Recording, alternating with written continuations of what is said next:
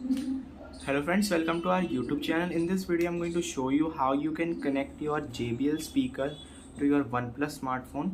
You can see this, it is a JBL speaker. Before watching this video, if you have not subscribed to our YouTube channel, then subscribe to it and like our video. So let's start friends.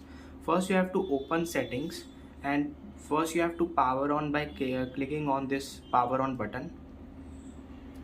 Swipe up and here it is Bluetooth. Click on Bluetooth and friends click on fresh.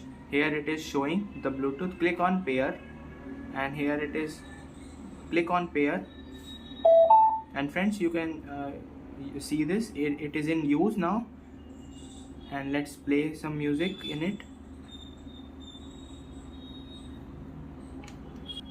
Friends, you can see this, I have connected this and it is playing.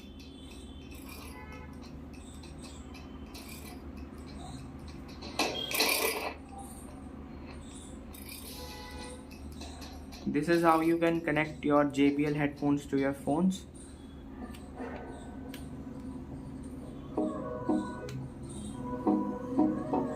I hope you like this video. If you like this video, then subscribe to our YouTube channel for more helpful tips and tricks videos. Thanks for watching.